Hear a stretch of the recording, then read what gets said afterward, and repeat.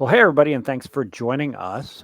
Today, we're going to be talking about 5 common cybersecurity mistakes in organizations. I got to tell y'all, like this is a really interesting topic for a number of reasons. One of them is so Brad Swanson is going to do most of the presentation, and I'll introduce him in a second. But one of the ways that this came up was, Brad talks in a lot of organizations, and he's been a VCSO, and he's seen a lot of things. And some of the things we hear sometimes is, oh, my organization is different than any other organization in the world. And one of the things that we got to say is, there are some similarities. And so Brad has put them together in today's deck, and I'm really excited. I've seen the deck. It's a good one. And there's a lot of information in this deck. So a couple of things that you're going to need to know. Number one, if you haven't joined our talks before, there's a chat on the right. Say hi. Let us know where you're joining from. Number two, we are going to email out the deck. And number three, guess what? You'll get a recording of this. So if your phone rings and you got to look at something else, don't worry, you'll get a recording, and you won't want to miss it. So Brad is going to be the main presenter today. He is a virtual CISO for us, and he's going to explain a little bit later what that means, because there are misconceptions about it, what it means to hire and use a VCSO. And he's typically a VCSO for small and medium-sized organizations, doing critical infrastructure, cities, counties, healthcare organizations, manufacturing organizations. Brad and I, in fact, are just about to finish up a case study with a manufacturing organization where he is the VCSO, and the things that they say about him are pretty good. Pretty good, which is why it's a case study. And he's been doing this for almost 30 years. Brad, I think that it says 28 years there, but it said 28 years a year ago when we first created this slide. So it's probably 29 years now. Right. At least 28 and a half. 28 and a half, indeed. Also on the panel today, Mike Hamilton and Fred Langston both founded Critical Insight. Mike is currently our CISO.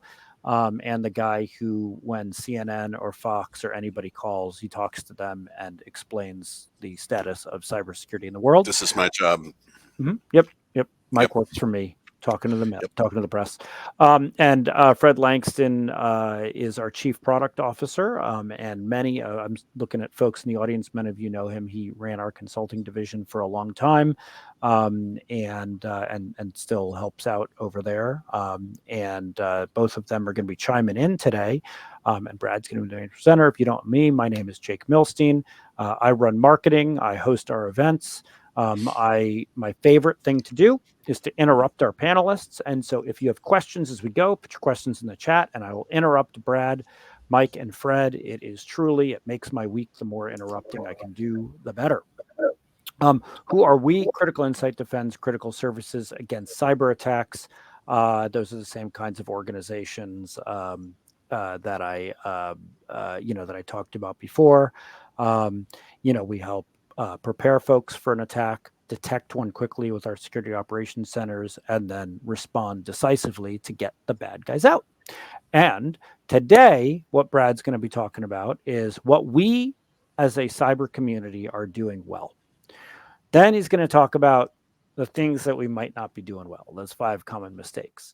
He's going to talk about some example breaches and what happened in those breaches, how we improve, what the threat landscape looks like. And I said he's going to explain a little bit about what it means to be a VCSO, and he'll do that towards the end, because I know that y'all came to see what the mistakes were, because everybody wants the mistakes, right? All right, Brad, it is your turn. What are we doing well? Awesome. Thanks, Jake. And thanks, everybody, for joining us today. So we want to talk a little bit. First of all, we want to celebrate what we do well, and kind of focus a little bit on why we do some things well. So day-to-day operational tasks. It's something that is kind of ingrained, right? We do it every day. It kind of becomes second nature. It kind of becomes, I don't want to say easy to do, but it becomes a routine. This could be doing backups, IAM, anything that basically keeps the lights on. We also do really well at things when people are looking, like other people are looking. Auditors are a perfect example.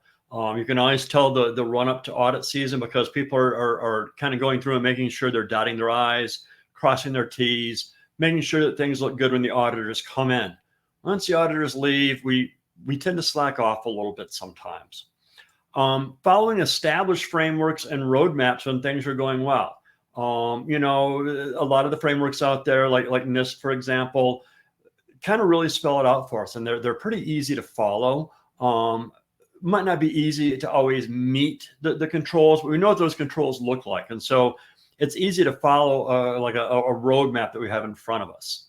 And then again, checking the boxes on audits, reviews. If we get like a SIG request, any kind of questionnaires, we've all done those enough times that we're pretty good at filling out things like that. So those are some of the things that we do well.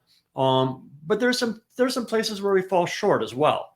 So the places that we fall short is maybe not leveraging available resources. If we have somebody that is very good at threat intelligence, but we don't do any threat hunting, we're not leveraging that resource the way as well as we could. Also, there's a lot of work for us to do. We're all very busy all the time. We see this in many organizations. A lot of organizations come to CI to help augment staff. We're not replacing staff, but we can help augment until you get into a spot where you're ready to hire FTEs or what have you. Because we're also shorthanded and working with limited budgets, we tend to get paralyzed from a feeling of kind of being overwhelmed. It's like trying to eat an elephant. We also don't ask for what we need. And a lot of this comes down to budget. If there is something that we need, a lot of times we won't ask. Oh, they're just going to say no, or we won't be able to get that money approved, or we can't get that head count put through, so we're not even going to ask for it. Also, not leveraging a robust asset inventory. We have a lot of clients all over the place that we go in and we say, okay, we're going to start looking at everything. Let's do what we can to shore up the defenses. What do you have as far as hardware or software that's installed on the network? A lot of companies say we don't know.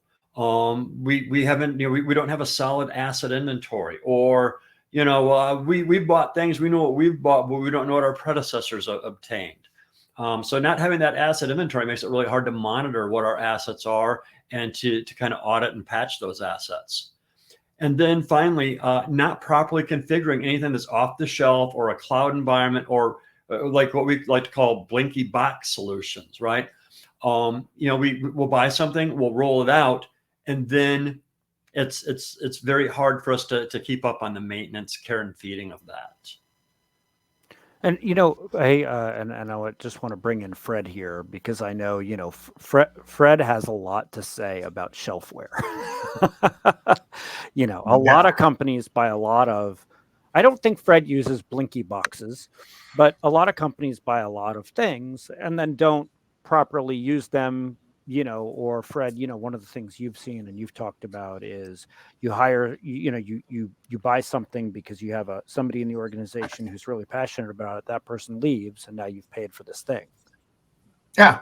Well, see, the thing I consistently see people missing is there's no use in buying a Blinky box if you're not buying human hours to maintain the system, administer the system, and use the system.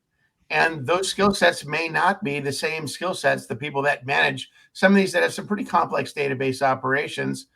You may need a database administrator to maintain it, while then you have a security analyst that uses it. Sometimes your costs may be double what the solution itself costs, the license costs, to have the people that actually make use of that system. So when you're going out anytime looking for a solution, think about what is the human cost of implementing this to get the value out of it. Because if you don't have the people, you can't get value out of the solution. Hey, Yeah, well, and we have an before, actual example of that, as a matter of fact. I mean, there was a jurisdiction that we were working with, and rather than opting for a managed service, for 24/7 monitoring, they said, "Well, we bought this product, and we just hired somebody who's going to run this." 6 months later, they came and said, "We couldn't hold on to the guy. He wanted to go make more money elsewhere. We have no one that can staff this. We want to buy the managed service." So, I mean, this is a problem that comes up all the time. well, and counter argument from Don in the chat, isn't part of the problem of Blinky Boxes that the people selling them really want to generate consulting revenue? Shouldn't they make it so they do basic operations out of the box? Brad, what do you think? Yeah, no, I agree with that wholeheartedly. And we do talk about that a little bit further on. You don't always get what you think you're getting when you buy a Blinky box. It's sold as a one-stop solution for all of your problems. It solves any issues that you have at Julian's Fries. It'll wax your car, like everything that you could possibly ever want. And then after you get into it and you run into problems, then it's, oh, well, we'll sell you some pro services hours to get that Blinky box set up, to get it to do what you need it to do, to get it to do what we advertised it to do. So that's always a very good question to ask right up front. As you're talking to these vendors, there's some very good Blinky boxes out there. We're not trying to cut down on appliances. There's some really useful ones out there if they're configured properly and properly maintained. So you always want to ask that up front, when you're talking to these vendors. Hey, do I get any included pro services hours with the sale to help us get this set up? And you can negotiate that too, and just in terms of revenue, when they sell you a box, they're going to get 20% maintenance fees forever. That's really the recurring revenue that they want, because that counts more for the valuation of the company. The consulting that they sell you is a one-time deal, and it doesn't really hit the company balance sheet the same way, and they don't care as much about it. So you can negotiate consulting hours to help get stuff deployed. All right, Brad, why don't you move us ahead? And, I have a feeling we might come back to Blinky Boxes later. Go ahead. We'll come back to Blinky Boxes now. It's a popular topic, so we want to talk a little bit more. So by Blinky Boxes, what do we mean? We mean basically a rackable appliance. This can be things like log management, like Seams. It can be email gateways. It can be next-gen firewalls. It can be source systems. Any kind of appliance that you would rack that's going to supposedly make your life easier. They can be really, really great tools, but they do require care and feeding. As Fred and Mike, talked about, you need people to run these things. You can't just rack it up and off it goes. I formerly worked at a company. We had a very large scale Seam. We had to hire 2 full-time employees just to manage the care and feeding of it. Granted, it was a large company. We had a lot of records going in, but they don't run themselves. So that's something just to keep in mind. And there's a good deal of research that needs to go into this before you buy these. The vendor is going to tell you that their box is better than anybody else's box. They're trying to make a sale. I get it.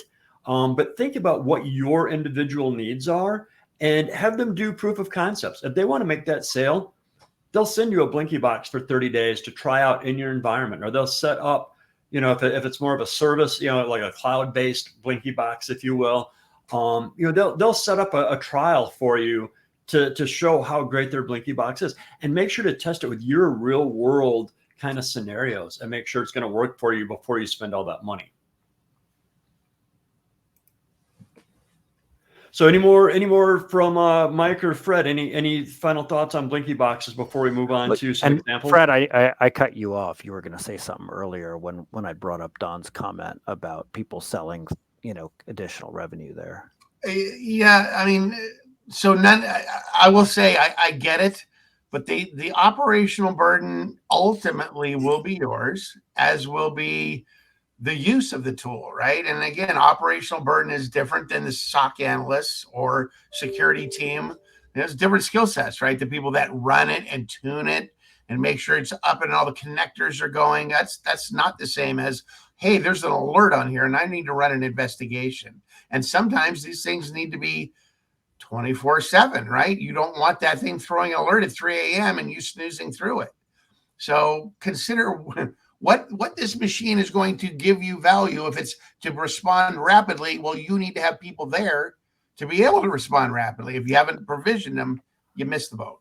That's right. I mean, so look, we provide SOC services. One of the things that we hear a lot is somebody in a healthcare environment or a manufacturing environment or a port buys a IoT and OT discovery solution.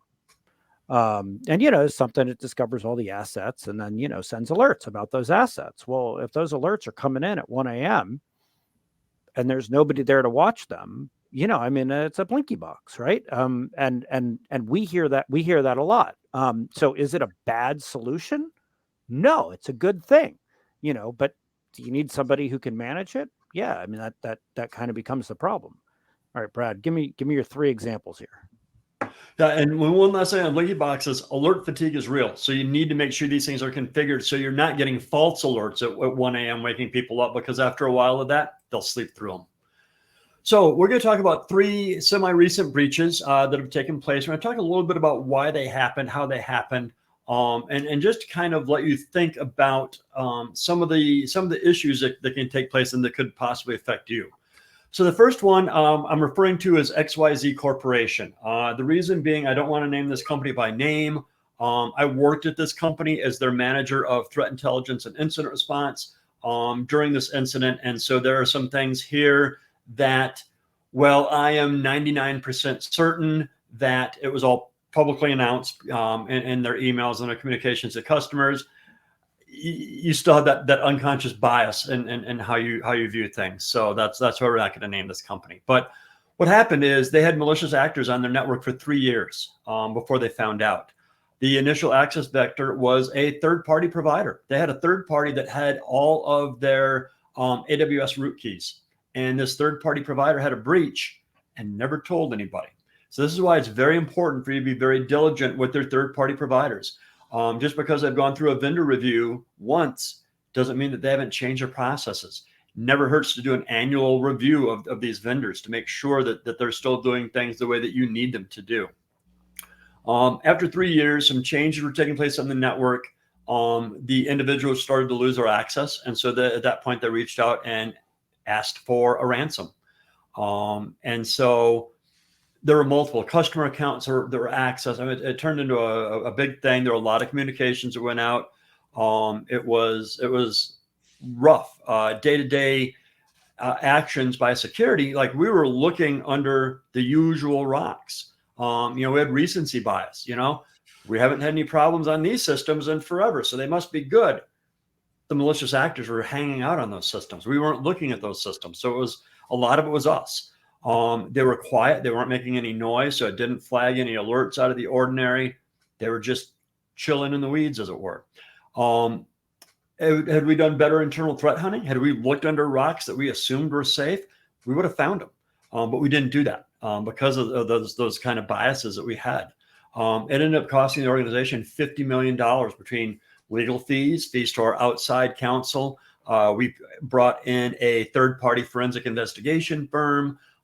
We had multiple class action lawsuits. Our stock price dipped $2 a share for a day and a half, 2 days, and then it came right back up. But we still had people that filed suits. It was a big deal, and it was several months worth of work. The first several weeks we were all locked in a war room and just working on this. We couldn't focus on our regular jobs. So kind of a big deal. Make sure that you're looking under rocks that you might not normally look under. Yeah, a couple of things pop out of this that I think are takeaways. One is all this emphasis on mandatory reporting so that you don't end up 3 years down the road and they never told anybody about it, right? And that's the kind of thing that should be baked into your agreements, right? A business associate agreement is something used in the healthcare sector.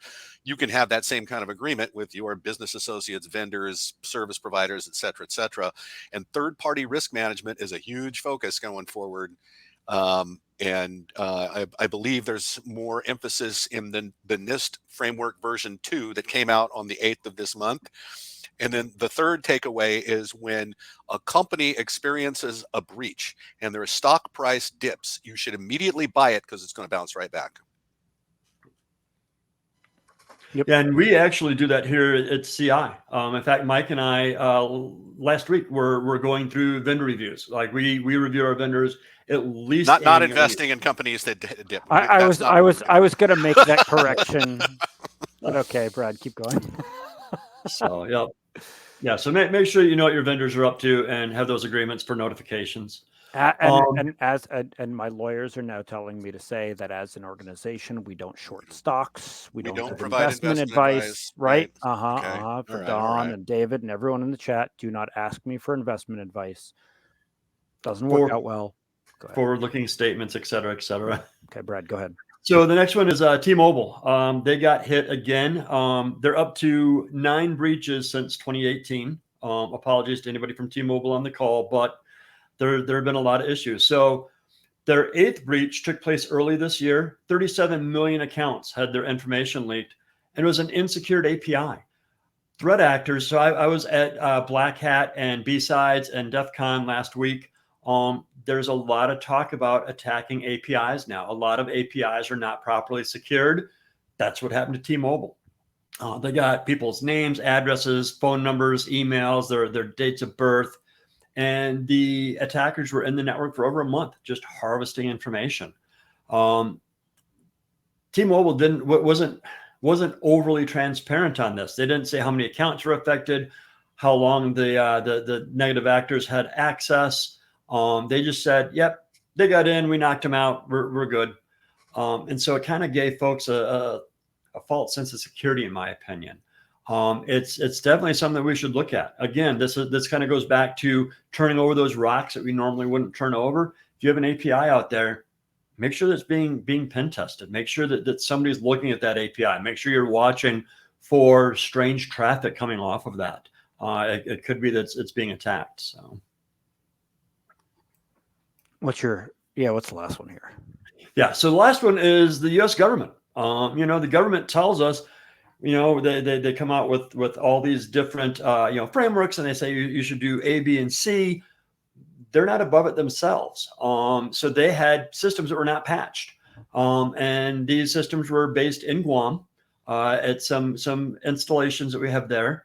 And there were multiple threat actors, everything from script kiddies up to at least one nation state actor. They think it may have been 2 nation state actors within these systems. There is a product called Progress Telerik. It was 3 years old and had never been patched. There were 3 years worth of patches. They were available. Like the company made patches available for their product. For whatever reason, the government never installed them on this system. There were vulnerability scanners that were scanning the network, but again, they were looking at the known rocks, right? They were looking in the usual places. They weren't looking in places where stuff could have been. So what the malicious actors did is they uploaded their native code into the Windows temp directory. The scanners weren't looking there, so it was never caught. It could have been avoided if they had a robust risk management program that used like decent vulnerability scanning that looked everywhere and a solid patch management process. If you're not patching stuff, it's like putting a big neon sign out saying, "Come on in." So you want to make sure your patching is up to date. You want to make sure you have a strong vuln scanning program. You want to make sure that you're, again, overturning those rocks you normally wouldn't look under just to see what's there. Do some internal threat hunting. You find some people who are interested in that in your group and have them just start poking around with a stick.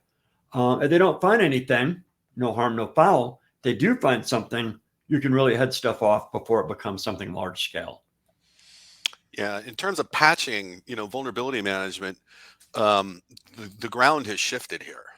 And when a vulnerability is announced in a popular product, it's a race. It's a race between you getting it patched and the bad guys finding you, because the scanning starts in 5 minutes. That's what they said about, remember when Exchange got popped by Chinese government? They started scanning for this 5 minutes after the announcement, and that was demonstrated. So when something like, the Move It file transfer program or Citrix has just been gotten the whammy lately, when they announce something like that, yeah, you're doing your routine vulnerability scanning, things like that.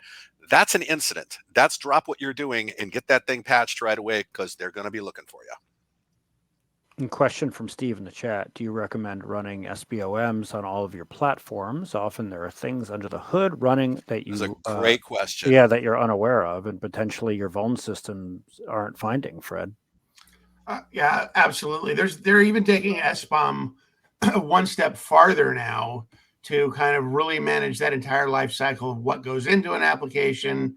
Eventually, that becomes a bigger, application, what those components are. So, absolutely, a lot of people, still have the Log4j vulnerability floating out there because that was embedded in so many products that they figured it about 10 years before we uncover all the instances of something like that. Yeah, there's SBOM scanning, and there are companies. So software bill of materials, which maps the provenance of all of the components of a piece of software, including the open source components. What I have not seen yet, and maybe you guys can set me straight on this, is SBOM alerting technology, where it's routinely scanning and it will alert when it says that SSL library is now bad. I haven't seen that. Have you? That's the brand new twist. That's okay. Black Hat just announced. Somebody announced that at Black Hat. Maybe I should go to Black Hat sometime. I don't know. Mike generally refuses to go to Las Vegas, but we'll just have to bring it up. All right, Brad, why don't you move us ahead? All righty. So how do we improve? How do we do better? What are some of the key things that we can do to make us stronger and more robust? The first and most important is just find your voice. If there's a budget need, we talked about, one of the shortfalls being we don't ask for what we need. If you have a budget need, ask for it. And make sure when you present your case to leadership that you show them what the benefit is of granting that budget request, as well as the risk that they're going to have to accept if they don't approve it. If you ask for a budget request, you're like, we want, $40,000 for this Blinky box. That Blinky box is going to free up so many man hours, or it's going to make us this much safer. It'll be able to look for, we can do SBOM scanning, and catch things that we normally wouldn't see, etc. Point that out. Let them know what they're getting for their money. When we do security right, nobody knows that we've done anything at all because it's kind of behind the scenes a lot of the time. And let them know what the risk is. Hey, if we don't get this money, we can't get blood out of a stone. We understand that, but this is the risk. This is the risk that we're going to have to either reassign or come up with some sort of a mitigation for, or just accept because we didn't get this budget ask. It never hurts to ask. The worst that'll happen is your budget request gets turned down. If you don't ask for it, it's automatically turned down. So always find your voice and ask for that. Report anything out of the ordinary that you see. If you see something weird, say something. It could be something, the tip of the iceberg, something much larger coming down the pipe. It could be you see it as a single phishing email, but it's the start of a concentrated campaign, for example. Make sure you let somebody know if you see something, and make sure that your end users have that same kind of see something, say something mentality. Drive that home.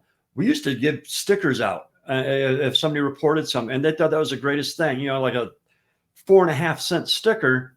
But now we have somebody that's an honorary security team member, and that really helps you. It's going to get people excited about reporting stuff. Don't be afraid to ask for help. If you have something you're not sure what it is, or you've never dealt with that before, reach out. Being able to ask for help when you don't know something is a strength. It's not a weakness. None of us came into this world knowing everything that we know now. We all had to learn. We're all on a continual learning process. So always be the first to raise your hand if you need assistance or don't understand something. When you find something, if you can share it with another organization, maybe it's an IOC, or you're seeing some weird traffic and you have another organization that you're friendly with, let them know. Help protect each other. Individually we can all be strong, but if we work together, we're that much stronger. Mike, did you have something? Yeah, I just wanted to reinforce what you said about asking for budget, and one of the things that we help organizations do is set up governance around things like this. And in today's world, when executives are getting accused of negligence because they weren't listening to their people, they weren't investing properly in security, they end up getting whacked, and then the executives are getting dragged in front of the SEC and worse. This is a really good time to think about how you do governance in your organization. When you identify a risk, bring it to a committee. our recommendation is we mitigate this with controls. Here's what it'll cost. And they are perfectly okay to say, we will accept that risk, but you just put fingerprints on there. And the sphincter tightening that comes with that can help you get what you want. And the other, and go ahead, Fred. Yeah, I was going to say, one of the big mistakes I see is people, they ask for something in 1 year's budget, get turned down, and then stop asking for it because I got turned down. No, your whole point is every year you come back to them and say, we need this, and you keep putting it off. And this is a risk that we have. So you're protecting yourself as well as reiterating the risk and the need for this particular control. So you double down. You don't back away. It's just the opposite. Yeah, and the other thing that's on here, Brad, is don't be afraid to ask for help.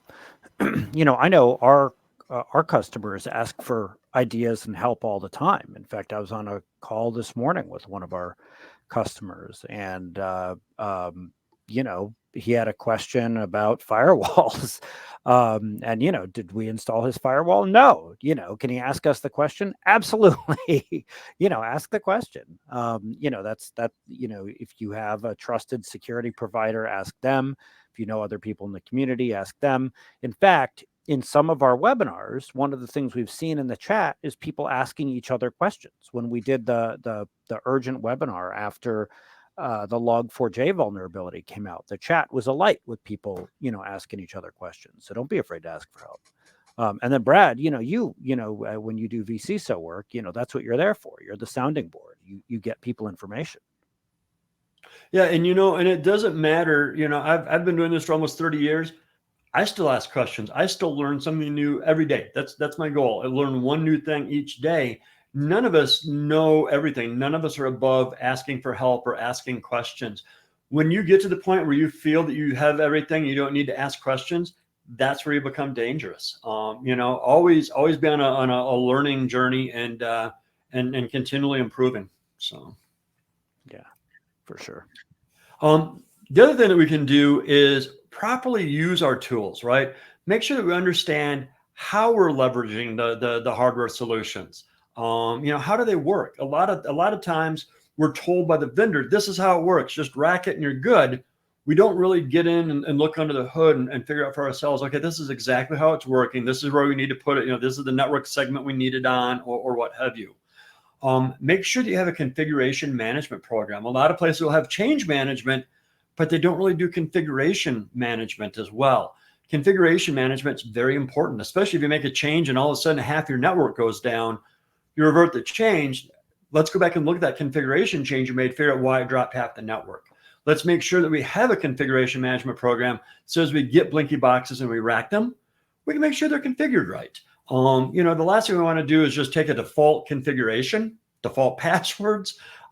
That's not good for the organization, and it really turns that particular appliance into a waste kind of. Likewise, with the configuration management, you want to make sure that you have a strong patch management program. We've done a lot of work for a lot of organizations all across the United States. And the one thing that we see, there are always improvements that can be made around patching. There's always something somewhere that's not patched. Sometimes it's not bad. Sometimes you have a machine, the person is on PTO, didn't get the last patches, and so they're a couple of weeks out of date. Get it patched, they move on. Some of the organizations that we've seen are running Windows 7 on their network. They are running, unpatched versions of things that have not been, companies have not been in business for a couple of years. They still have that unpatched software on their network. So make sure that you have a strong patch management program and that you're watching it. It's not a set it and forget it type of thing. You need to monitor it and watch it. We have a stellar individual here at CI that if anybody gets a couple of days past due, he sends out an email. Hey, notice they haven't done the latest Chrome patch. Can you get that taken care of for me? Oh gosh, thanks. I'll get right on that. Make sure that you have somebody kind of keeping an eye on these programs. And then make sure that we're not letting things leak. If you use GitHub, for example, for code, Make sure there's no hard-coded credentials uploaded to a public GitHub repository. We've seen that over and over again. And the top two ways that the malicious actors are getting into our networks, phishing and leaked credentials. And leaked credentials, they're all over the dark web. You can go to any of the hacking forums and buy credentials for pennies per credential. So make sure that we're keeping an eye on things. GitHub, make sure folks aren't using, a Word document as a password vault, things like that. Oh, wait, I'm not supposed to use Word as my password vault? No, Shoot, you're not, Jake. Oh, So- somebody should tell the CISO. Go Yeah, ahead, Mike. one follow up on that, and it's in your patching program, your Microsoft Chrome stuff like that, right? Will notify you. The reboot is really important, and so if anyone would like an example policy on how to get nasty with people that won't reboot, I'll hook you up, because we let it go long enough, and then we'll take action for you. I don't care how many tabs you have open. Our IT guy actually flew to my house and rebooted my computer for me. It showed up at the front door. That's creepy. Yeah, right. Hey, and you're gonna hit the threat landscape here. I'm gonna put a link in the chat about vulnerability management. Fred, who does not like to toot his own horn, did write an article for Dark Reading a couple of years ago that made a lot of waves on patching. I'm going to post in the chat for folks about treating urgent patches urgently. Go ahead, Brad. Awesome. So let's talk a little bit about the evolving threat landscape. Like I said, I was at B-Sides Las Vegas and Black Hat and DEF CON last week. There were some concerning things coming down the pipe for us. So, we're seeing threats that are evolving to use AI to write phishing emails. The new thing is going to be using AI along with some publicly available tools that are out on GitHub right now to do deep fake videos and audio. So video and audio manipulation. So instead of getting like an SMS from the CEO that says, hey, you should go buy me a whole bunch of Apple iTunes gift cards, you'll get a video from the CEO, and it's the CEO's face, and he's talking, and the lips match the words, and he's saying, hey, Jake, go buy me some gift cards. That is where we're headed. And the video manipulation tools have been open sourced. There was a talk about it at DEF CON, and they said, here's the GitHub, go grab it. And the name of the product is Deep Face Labs, and it makes it easy. So, when ransomware first started to come out, you had to have a little bit of coding knowledge to be able to write ransomware and release it. And then they came out with ransomware as a service, and any new individual, lower skill set actor, historically we called them script kiddies. Anybody could go in and release ransomware, and that's where we're going with the videos. And Eddie, yes, I did. I'm really not here.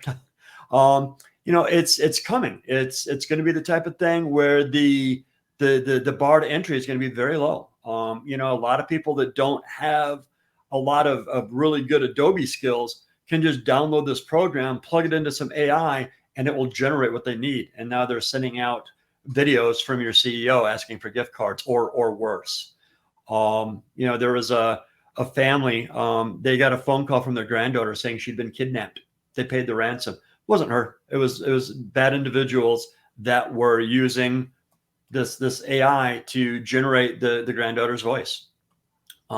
So keep an eye on AI. It's going to develop a lot more. We're going to see more on this in the future. Stay tuned to CI. We'll have updates as we see more stuff come through the pipeline of that. Phishing is still super affordable for the bad actors, and it works. That's why they keep doing it. You send out 1,000 phishing emails to your company. All that has to happen is one person has to click. We have to get it right 100% of the time. The bad actors only have to get it right once, and they're in. So it's very important that we continue to, I don't want to say hound people, but we really need to push forward the message to be aware of phishing. And if you see phishing, report it. if Dave in accounting sees a phishing message, Sarah in engineering may have seen the same message. If we can let the company know right away proactively, hey, there's some phishing going on, this is what they look like, don't click on it, we may be able to kind of ward off that one person would have accidentally clicked. The landscape is getting more dangerous. It used to be, your network would get hacked, they'd grab some information, they'd put some funny pictures on your screen, and they would move on. Now it's becoming much more kinetic. We see malicious actors going after power plants, water treatment plants, hospitals. We've seen it to the effect where hospitals have shut down, closed their doors because of ransomware. So it's really becoming a much wider issue. We really need to watch out for some of these more kinetic style attacks. And then we need to make sure that our security programs reevaluate our threat environment as well as our risk appetite, right? As things progress, we might not have anything that looks at AI right now.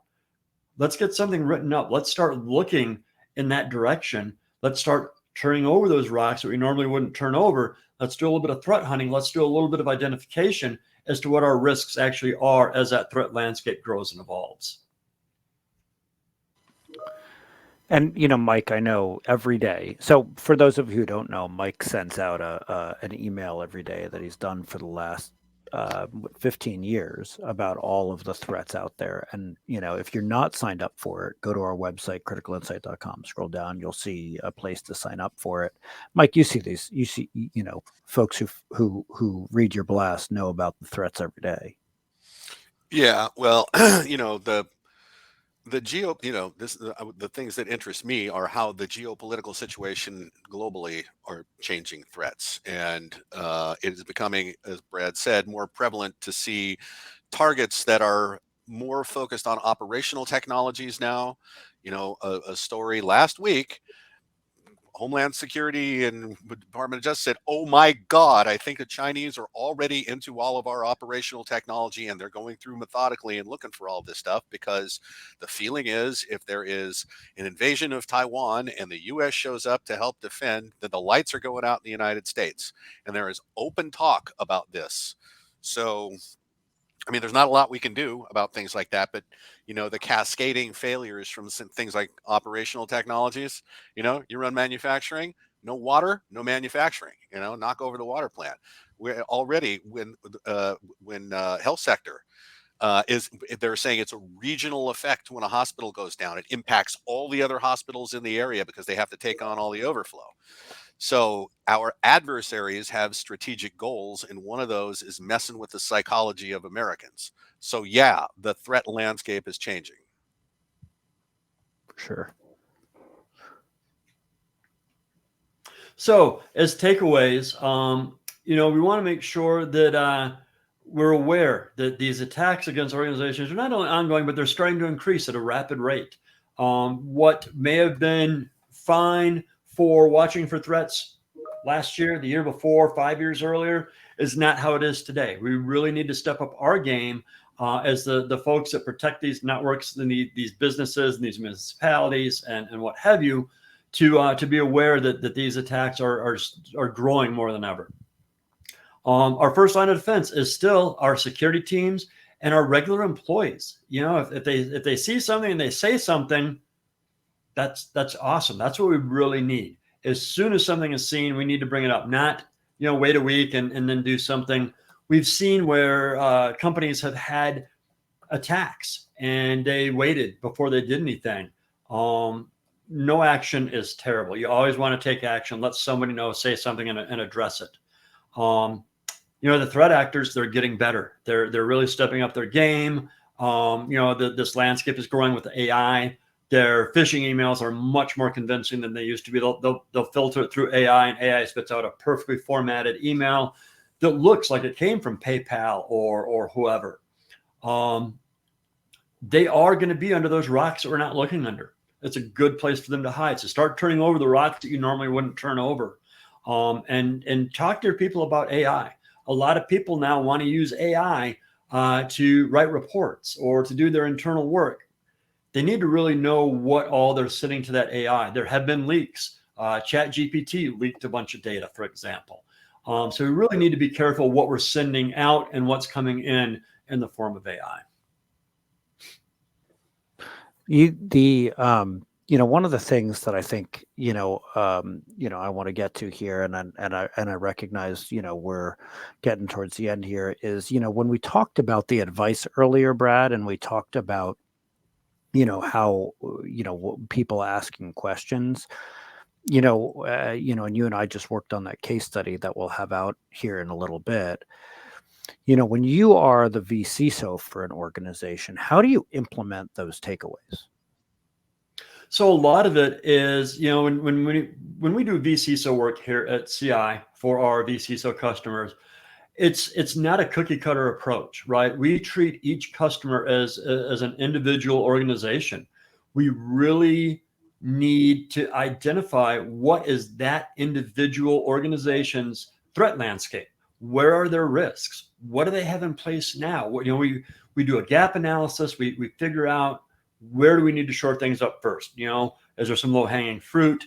But that's one of the benefits of having a VCSO, is we can kind of take that load. We can help you eat that elephant, as it were.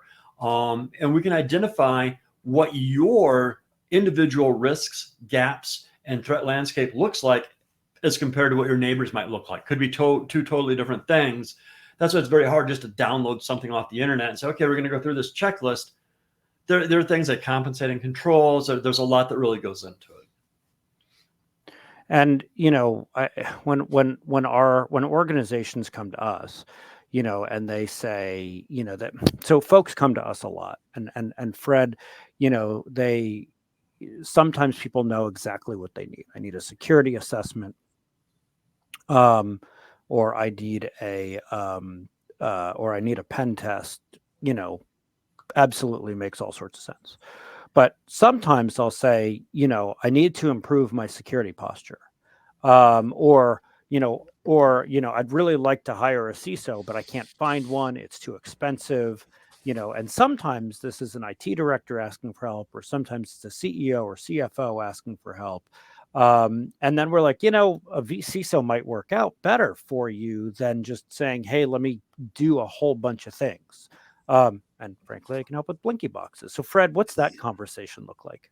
Yeah, so we want to understand what the kind of the need of the particular organization is, as Brad mentioned. And we have a couple ways we can approach it.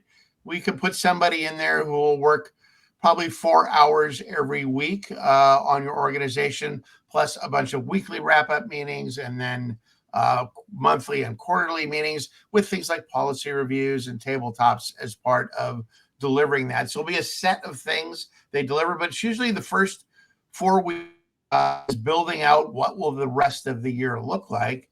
And then we set up a cadence-based delivery, meaning we set up the meetings for the entire rest of the year after that, and we execute on those, and we manage the program going forward. For people with a lighter lift, maybe, we're a small technology company and, we have occasional projects. Sometimes we'll do it where we do 10 hours a month. And that we call that kind of a VCSO light, where we come in and do the same types of things, but we're doing it at a lower rate, and they can use those 10 hours by picking up the phone and saying, hey, can you spend a couple hours reviewing, as Brad said, this SIG? We have a vendor. They ask for a whole bunch of questions to be answered. Can you help us get through this? So it can be there for consultative, but it's really to drive the program forward, map out where you want to go, report on that progress, and make sure you're actually making progress. That's really what it's about, to put somebody in there to ensure that you're moving, yourself forward in your security journey.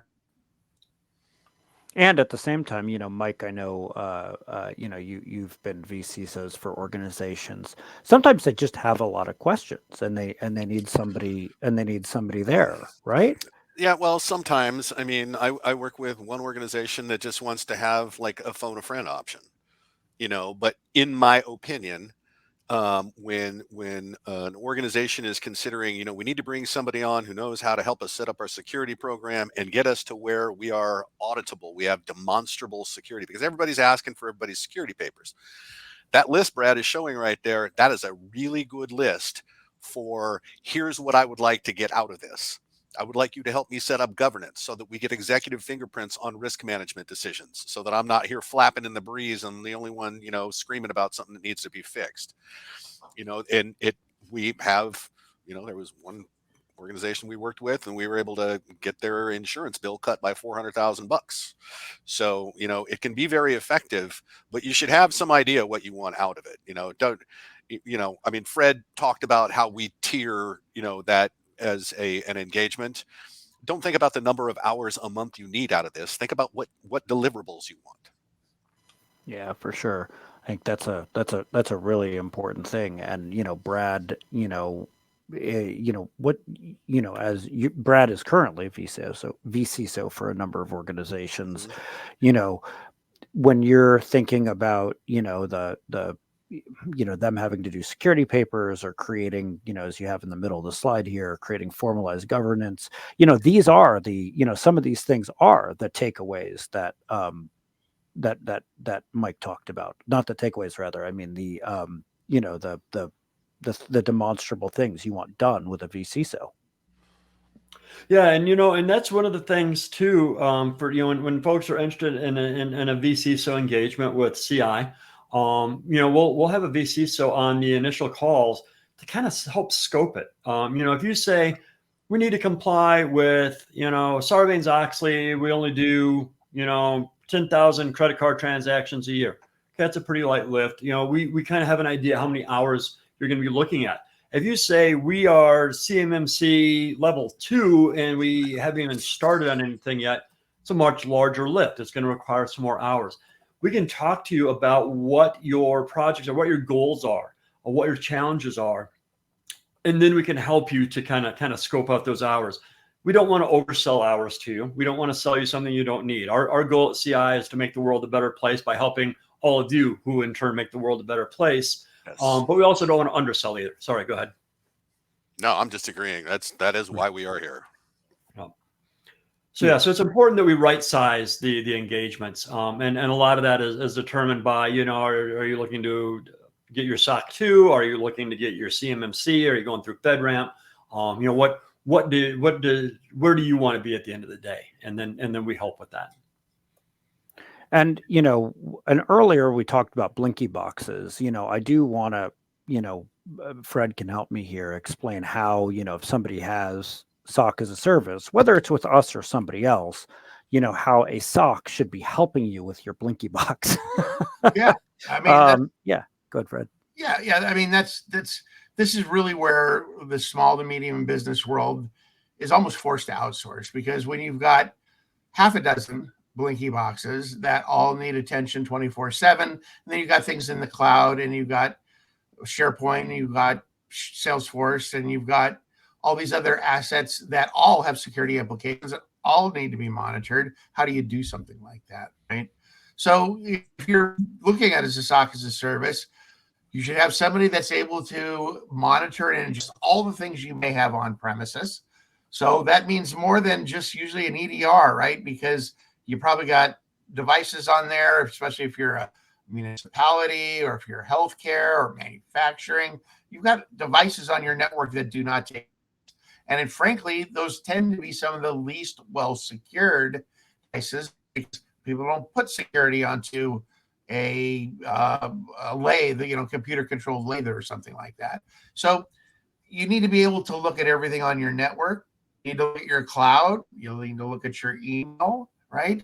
And all these things should be eventually pulled into kind of a cohesive whole. In other words, ingested into some sort of analytics engine, something that then crunches through this data, looks for anomalies, looks for behavior, looks for things that, frankly, machine learning can't tell you how it came to the conclusion, but machine learning will say, hey, this looks like a set of things that indicates this behavior that you should address. And then you need people, right? That organization should be staffed 24/7, 365. And frankly, if all this technology doesn't do anything if you don't have great people investigating it or running it and responding to it. So having great people in a SOC as a service is consideration number one, because they're the ones that are actually doing the work for you. technology now, we're kind of getting to parity here, right? So this is what you look for is, right, can the people deliver the service, and can we monitor all the things that we have? Yeah, for sure. And the webinars we do are all educational. We don't sell things in our webinars. That said, as the guy who runs marketing, sometimes I do say, these are, if you're looking at the 5 things that Brad talked about that organizations do wrong, the highlighted things here, and I should have highlighted vCISO there, are the things that Brad talked about that we can help with. And that's all the selling you get today. I do want to give people Brad's email address. If you have questions that you didn't bring here, or if you want to put questions in the chat, we can answer them now. I'm going to do final thoughts from everybody on the 5 things. We're going to go Mike, then Fred, then Brad. Mike, final thoughts here for folks. My final thought would be pay attention to things that are changing rapidly. And the news blast you talked about is a good way to do that, because stuff is getting weird real quick and you need to be informed about these things. And if you can find any kind of summary that will give you a daily digest of things you need to pay attention to, it's cheap threat intel. So I would say that. I would also say that these things that we're talking about when we're talking about governance and some of the higher order things for running a security program, it's time for everybody to start getting your foot into that water. It's more than just about, buying, antivirus and a firewall and email security and calling it good, because it's not good. Yeah, and before we go to Fred and Brad here, Ginny, my colleague, as Eddie pointed out in the chat earlier, puts in 2 links in the chat. One is a Calendly link, so if you're one of those people who just likes to look at your calendar and book some time with Brad, you can do that in the Calendly link. Also, we do a survey at the end of all of our webinars. We love reading your comments. And one of the questions we put in the survey this time is, where do you get your security information, and where do you get your security advice? Do you get it from companies? Do you get it from colleagues? Like, where do you get it? It was a question that came up as Brad was presenting this, and we're curious. So we'd love to know in the survey, 1, how we're doing, and 2, what your answer to that one is. All right, Fred, final thoughts. Yep, we're going to go back to the title of this presentation: 5 common avoidable mistakes companies make in security programs. Don't make these mistakes. I mean, these are literally the kind of mistakes that none of us should still be making. And if you have insurance and you have an incident, you may not get paid out on your policy if you are making these common mistakes. And if there's a breach and there's negligence involved, you do not want any of these 5 common mistakes showing up in some sort of legal arena, because you're going to end up having damages and paying a lot of money, right? All right, Brad, wrap us up. Yeah. So, security really isn't a destination, it's a journey. Things will change. We'll get everything locked up tight, and negative actors will come up with something new, and we'll have to deal with that. If you are not at 100% today, very few folks are, but this is kind of a wake-up call that you shouldn't be complacent in that. Continue to strive and improve. There's always opportunities for improvement. If we can help, let us know. But yeah, we're all in this together. So let's try and make ourselves as secure as we can. And thank you all for attending today. All right, everybody. On behalf of Fred and Mike and Brad, thank you for joining us. If you need anything, you can get in touch with us through the survey. You can email Brad, or you can always email me, jake@criticalinsight.com. And we look forward to talking with you, working with you. And we hope that you don't make these 5 mistakes. And if you think of a 6th one, let us know what the 6th one is. All right, everybody. Have a great day. Bye-bye. Thank you.